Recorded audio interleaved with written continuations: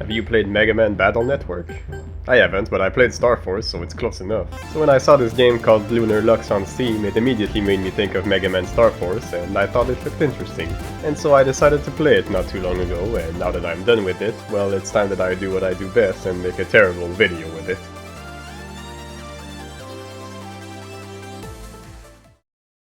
Somewhere in an unknown galaxy, in a completely undisclosed time frame, lies a moon called Luna, which humans live and thrive on. And it's on this moon that our story takes place, with the main character Bella visiting her mother's grave.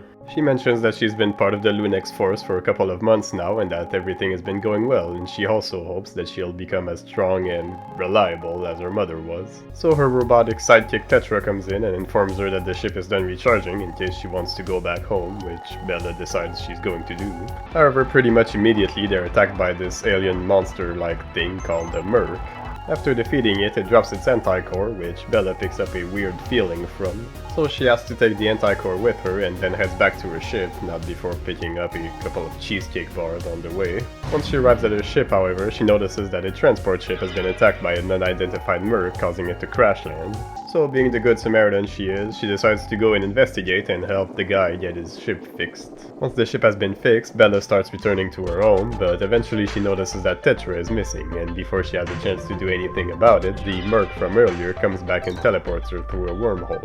Bella is now stuck in the Phantom Realm, which is basically the Merc's homeworld, and she now has 72 hours to get the hell out of there before her body starts to poof out of existence.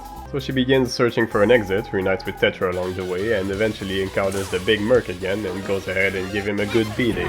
After beating him, the Merc, whose name is Kronos by the way, tells Bella to protect, and then suddenly a bunch of other Mercs showed up and try to kill her, but Kronos sacrifices his life to save her. This gets Bella out of the Phantom Realm with Kronos' anti-core, so she decides to head back home to the Lunex space station. At the space station, Bella's father Dr. Thomas and his gang of scientists have been made aware that a massive comet is heading towards Luna. Said comet is actually Comet Coda, which was responsible for the destruction of Terra 1,000 years ago, but Dr. Thomas has a plan to stop it, and so he contacts Bella and General Saros of the Lunex force to tell them about it. After apprising them of the situation, he reveals that his plan is to use Celestia, humanity's first wormhole machine, in order to get rid of Comet Coda. Celestia, however, runs on antimatter, and so Saros suggests that they should kill as many Mercs as possible for their anti-cores in order to fuel it, but Bella is against it because she wants to avoid killing as many Mercs as possible. After proving her resolve through a duel, Saros allows Bella to try and find another option that doesn't involve having to kill a shit ton of Mercs. After the meeting, Bella heads over to Oceanus and begins thinking about ways to collect the antimatter without having to kill Mercs. So after thinking about it, Bella comes to the conclusion that maybe they could use the antimatter found in the Phantom Realm instead. Before she leaves, she also drops Kronos' anti-core into the ocean because she believes he deserves better than to be used as an energy source after saving her. Afterwards, she returns to the Lunex space station to pitch her idea of using the antimatter found in the Phantom Realm to Saros and Thomas. But they both reject the idea because going into the Phantom Realm is too dangerous, and also because the antimatter found there is unstable enough to work with Celestia. And then Reeves, one of the scientists, informs everyone that Mercs don't actually spawn frequently enough on Luna in order to be able to gather enough anti-cores in time. So Saros suggests that they should use the Merc Slayer, a guy who kills Mercs and collects their anti-core, as their source of antimatter. Everyone is on board with it, but Bella only agrees on the condition that she gets to be the one who tries to convince the Merc Slayer to help them. Everyone is then suddenly made aware that a Merc outbreak has occurred in the Copernicus sector, and Bella asks Saros for permission to go there in order to help the citizens, and also because she has a feeling that the Merc Slayer will be there. She gets granted permission, so she heads over there, beats up some Mercs, gets some help from the Rain Squad, and then she finds out the Merc Slayer is indeed there. She tries to convince him to work with them, but he really doesn't want to work with the Lunex force, but he does agree to have a one-on-one chat with her after the whole outbreak has been resolved.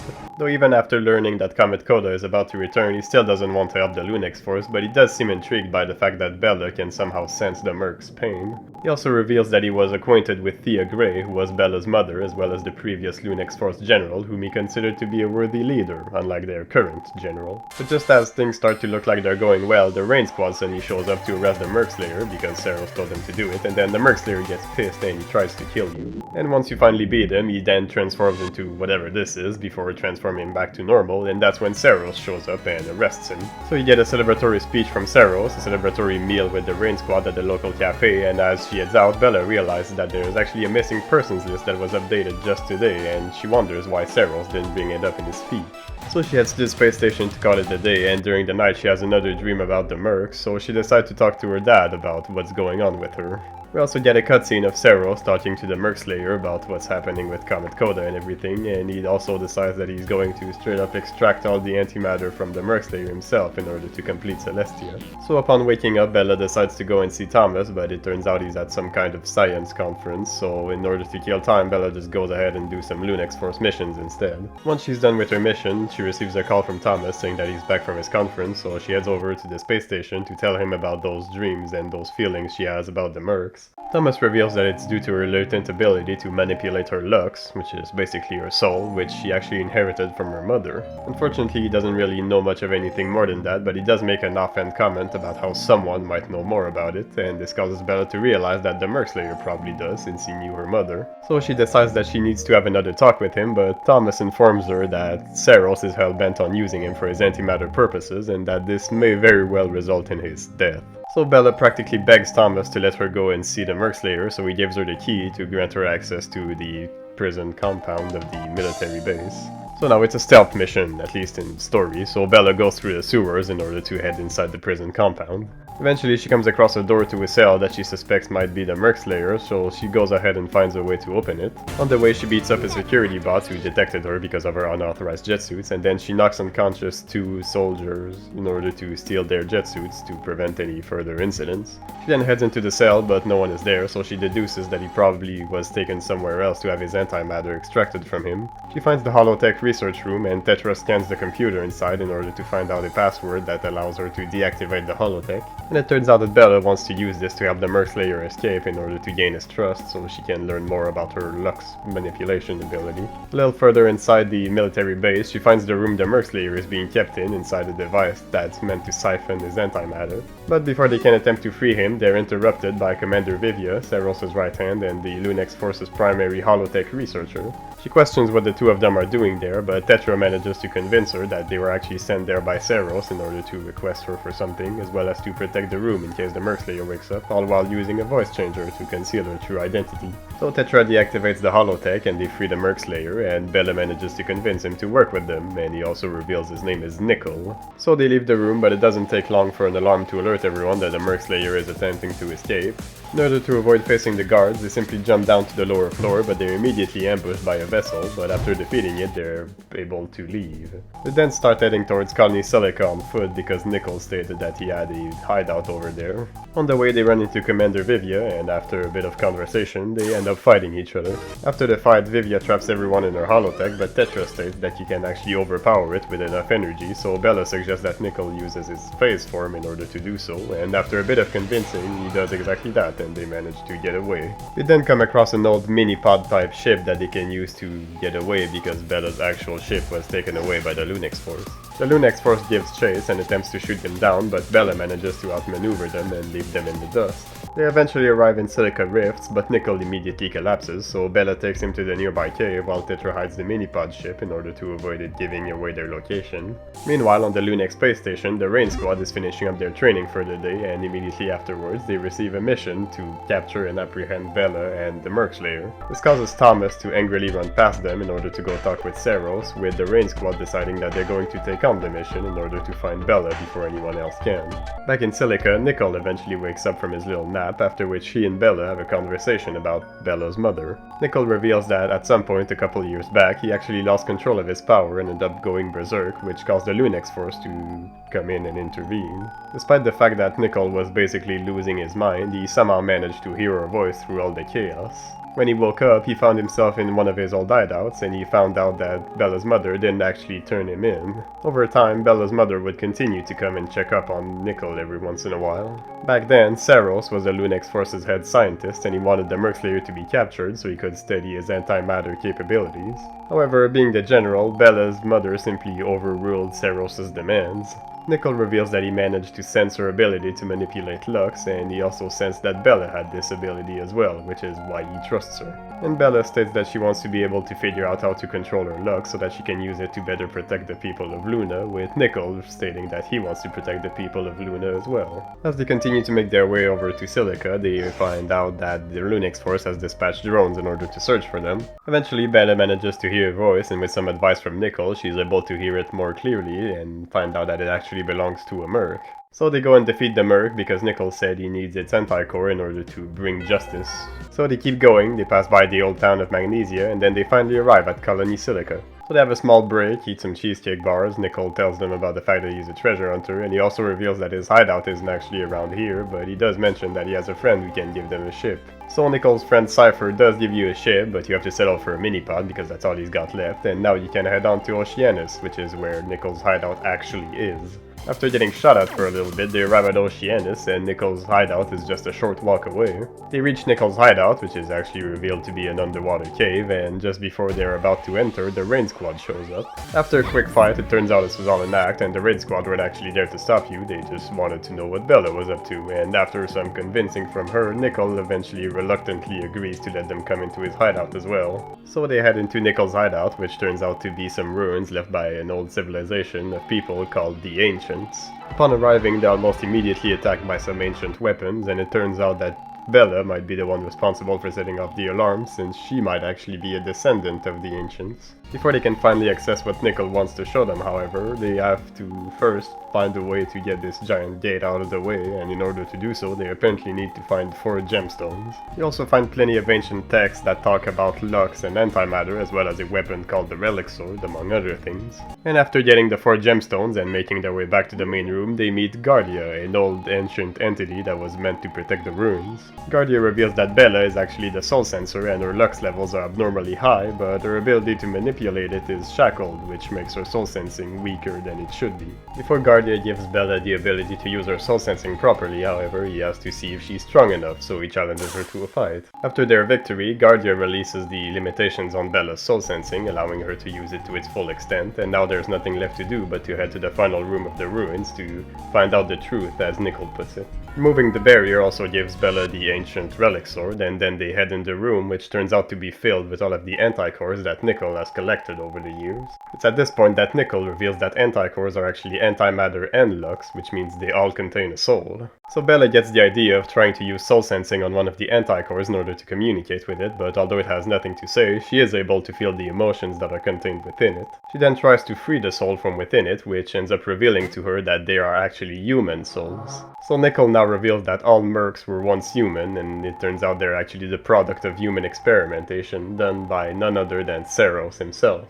Nickel reveals that Saros is obsessed with the antimatter powers that he has, and he's been trying to use antimatter to ensure humanity's survival in future. And so Saros has created a merc serum, which transforms regular humans into antimatter beings, which end up being a merc. Saros would even sometimes kill mercs on the spot in order to get their anticores to reuse them for further experiments, and he also has the Lunix force hunt down and kill mercs in order to gather anticores for him. Saros originally used prisoners from the military base for his experiments, but when he ran out of those, he had people abduct innocent civilians, which is the reason why there are missing persons incidents in the game. Even those who would kidnap people on his behalf would eventually be turned into test subjects in order to keep his secret safe. When Bella asks if Nickel shared this information with anyone else, he reveals that he once had friends who helped him oppose Saros. However, Saros was too strong for them, and over time he ended up turning all of Nickel's friends into mercs, which is the reason why Nickel doesn't want to get associated with everyone, because he fears losing someone he cares about again. And now, because of Bella and company, he now realizes that he can't do this alone, and that he should probably try to get close to people once again. He also hopes that there one day might be a way to bring people back from their anti-core form, and Bella suggests that maybe her dad might be able to do something about it. So they decide to head back to the space station, because Bella believes that the people there will trust and help them. Once they arrive, they go see Nyla and Reeves, who inform them that Thomas actually went to see Saros when he found out about the mission to capture Bella, and this makes them realize that he might actually be in trouble, so they tell them what's happening. Nyla and Reeves are confident that Thomas is most likely still fine, as he is the lead scientist working on Celestia after all, and so they decide to recruit everyone from the space station in order to help them with their plan to arrest Saros and save Thomas. And after a motivational speech from Bella, everyone from the space station seems more than eager to work with her and even dub her their new general. And with all that, everyone agrees that it would probably be best if they all went to sleep in order to rest up for the operation that starts tomorrow. After turning in for the night, you get to see a scene of Guardia back in the ruins talking to an anticore, which is actually revealed to be Kronos's. Upon waking up, they find out that the space station is actually under attack by a bunch of mercs. After defeating all of the mercs, everyone reconvenes on the third floor, where Saros suddenly shows up from a wormhole. Saros explains that he has indeed run experiments on himself throughout the years as well, and that he's actually doing this in order to help humanity survive. He also reveals that he does have Dr. Thomas in his grasp, but he's willing to let him go safely if Bella tells him where all the anticores are. Nicole reveals that he will tell Saros where they actually are, but before he can do so, Saros reveals that he actually does know already. Turns out one of the search drones actually managed to find and follow Bella and company in the underwater ruins, and Saros has already gone there in order to sweep all of the anticores for himself. So Nicole tries to kill Saros in a fit of rage, but he fails miserably, and Saros decides that he's going to leave in order to finish his experiment. And just for good measure, he also takes complete control of the space station and sends it down on a collision course straight with Luna. So Nicole decides to take it upon himself to use Celestia to go below the space station and push it back himself. Using his phase form and with some encouragement from the people on the space station, he puts all of his power into it, and he actually succeeds at keeping the space station from crashing into Luna. And now it's time to go and stop Saros, but before that Bella heads into her room in order to pick up her mom's old jet suit because she feels she's finally ready to wear it now. They then head into the Nexus lab and use Celestia to warp themselves straight into the military base, but they're ambushed by a couple of vessels, which Rain and company take care of, allowing Bella and the others to go through. They then head into the General's quarters, which reveals plenty of inactive mercs inside test tubes, as well as messages from Saros about his experiments. Once they reach the end, they come across Vivia, who's been abandoned by Saros, but since she still believes in him, she tries to stop Bella and Nicole from going after him. Vivia reveals that Saros took Dr. Thomas to the Phantom Realm, and Tetra realizes that there's actually another wormhole machine in here. Turns out Saros was working on his own wormhole machine, and it also has coordinates to a very specific area in the Phantom Realm. After venturing in deeper and solving a couple of puzzles, they eventually find Saros, along with Dr. Thomas. Saros tells Dr. Thomas that he would actually visit the Phantom Realm quite frequently, despite the fact that the Antimatter project was cancelled several years ago. He came to realize that in the Phantom Realm their bodies never grow hungry or even age, which essentially makes them immortal if it wasn't for the fact that their bodies start disintegrating after 72 hours. Combined with the possibility of resource depletion on Luna, Saros believed that if they managed to find a way to survive in the Phantom Realm, they would actually become invincible. Because of Antimatter's limitless possibilities, Saros' plan was to turn humanity into beings of antimatter, allowing them to survive indefinitely in the Phantom Realm and make it humanity's new home. Thomas, however, states that Luna is humanity's home and that they should strive to protect it instead, because he highly doubts that humanity would want to live in the Phantom Realm. Once Saros realizes that Thomas won't side with him, he attempts to kill him, but Bella and Nicole show up in the nick of time to save him. Then Saros reveals that he's actually the reason why Bella's mother Thea is dead. When she found out about everything he was planning, she went to stop it and tried to destroy everything he did. Saros challenged her to a duel, but he lost, though he managed to use his wormhole machine to send her to the Phantom Realm without any means of escape. After taking care of her, Saros purposefully set up a couple of merc outbreaks and took care of them in order to earn the people's trust and become the general. Now that Saros is done revealing just how much of a scumbag he is, Bella finally challenges him to a fight, and so the battle with Saros begins. After his defeat, Saros has one last truth bomb to drop on everyone. Saros reveals that Comet Coda is actually a cosmic entity created by an ancient civilization called Nemesis, which is responsible for wiping out both the Ancients as well as Terra 1,000 years ago. Which is why he believed that humanity had no hope of surviving Comet Coda without becoming antimatter beings. But Bella says that they'll survive Comet Coda because humanity is resilient and they always get back up when they fail. Bella promises that they'll find a way to deal with Comet Coda, but suddenly Saros starts becoming consumed by his antimatter. Turns out his merc serum was only 99% complete, and now it's backfiring on him, which causes him to transform into a giant merc. Ren and company arrive to take Thomas out of the Phantom Realm, while Bella and Nicole stay behind to take care of Merc Saros. After a long battle, Bella and Nicole are starting to get overwhelmed, but as soon as Saros is about to unleash a new attack, the Rain Squad shows up to protect them with their shields. After holding out for a bit longer, they suddenly all fall through a wormhole and end up back on Luna. However, Saros reappears and shoots a giant energy orb at the gang, but they're saved in the nick of time by Kronos. Chronos states that to kill Ceros, everyone will need to combine their efforts into a strong enough attack that will be able to damage his anti-core directly.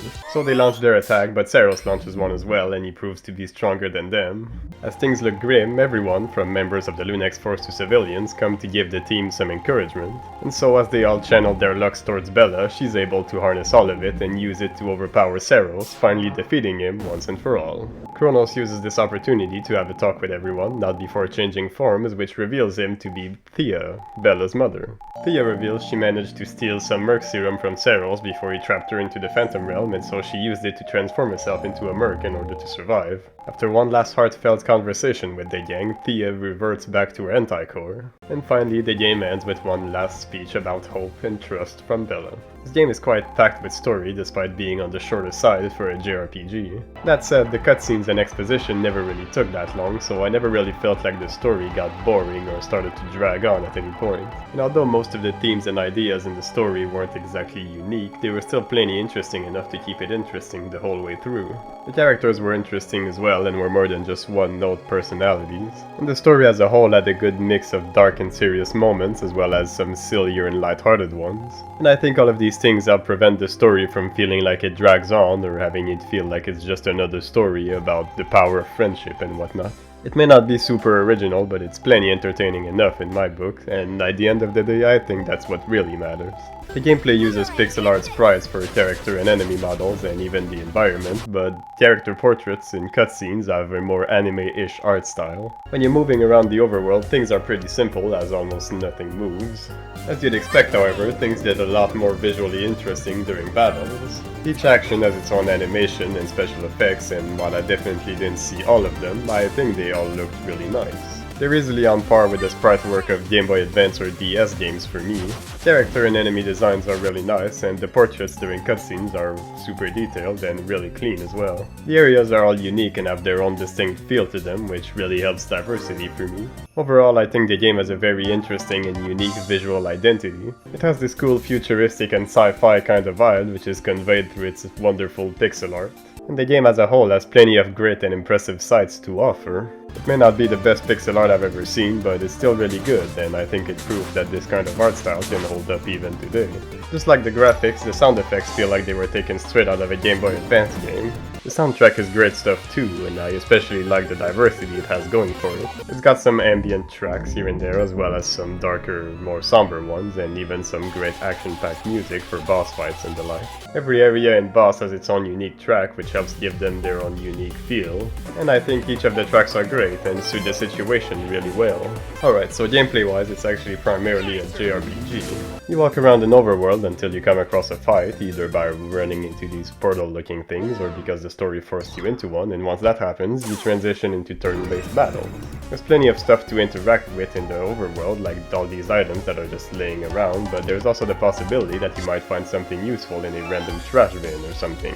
There are also plenty of NPCs you can talk to, some of which will give you quests or act as merchants you can buy things from. However, even if they don't give you anything interesting, it's still worth talking to them for the affinity. Talking to people within an area increases that area's affinity, and the better your affinity, the bigger the discount you get for merchants in that area. And I honestly think that's a cool gimmick, because it gives you an incentive to talk to everyone, besides just wanting to see what they have to say for the sake of it. And since trying to buy everything can be quite expensive, that being able to save some money here and there allows you to make that process a little less painful, which is nice. Besides all of these things, there are plenty of other random stuff you can interact with for some random flavor text, or maybe getting one of these secret titles, which as far as I'm aware don't serve any purpose besides getting you an achievement, I think. There's also a couple of secrets to be found, like these walls that let you go into the Phantom Realm for some free goodies, or these capsules that require a code to open. You might also find some random strings of numbers sometimes, and you can input them into this robot in order to get some free rewards. Like I said earlier, every battle is turn-based, and there are 4 options you can select from the outset. The first and main one is skills, which will let you choose which action you want to perform for this turn. Every skill has a specific attack power, special effects, and SP cost.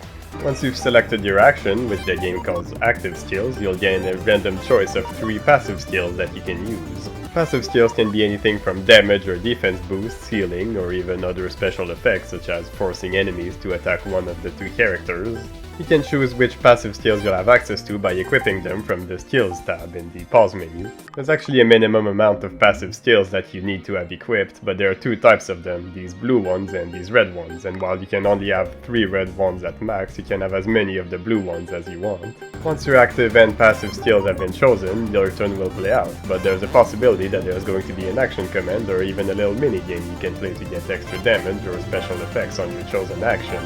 The second option you can choose from is Charge, which is pretty straightforward. If you run out of SP and you can't use any of your skills, then you use Charge to regain some SP. You press the A button to stop the cursor, and whichever number it lands on is how many SP you regain. The third option is Items, which lets you use items, believe it or not, allowing you to heal, regain SP, or other such effects. The fourth option is Codex, which lets you check out the bestiary, if you want to for some reason, but most importantly, it lets you check out your list of Lux combos, which I'll touch on soon. Once your turn is finished, it'll become the enemy's turn and you'll have to defend yourself. There are two main defensive options you have access to, and they are moving around to dodge or using your shield to protect yourself. However, depending on the attack an enemy uses, you may or may not be able to use one of these options. Some attacks will force you to dodge, while others will force you to shield, and there's also the possibility that an attack will require you to do something completely different. There's also this meter that you will fill up by hitting enemies or blocking some of their attacks, but you will also lose some if you get hit. Once the meter is full, you can perform a Lux combo, which will allow you to stack 3 skills together in order to perform a special attack. Combos are way stronger than regular attacks, so they'll generally be your main source of damage, and they might also have some powerful side effects as well. However, if you use the wrong combination of skills, you'll get stuck with the default combo Lux Force, which is alright, but it's far from the best, and because there's no way to go back to redo your choice, then I sure hope you know what skills you need for your combo. All that is to say that you shouldn't be an idiot like I was on my first playthrough and completely miss the fact that there is a codex option in battle in order to check your combo recipes at any time.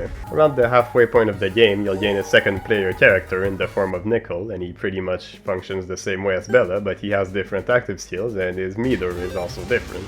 Once his meter fills up, he can transform into his phase mode to get double damage on all his skills, as well as the ability to negate all attacks that deal less than 50 damage for 3 turns. Near the end of the game, you'll get the ability to transform into his over phase instead, giving him 4 times the attack power and 0 SP cost on his skills for 2 turns at the cost of draining half his HP every turn. There are plenty of items you can find to improve your combat capabilities, such as HP boosters, which will increase your max HP by 20.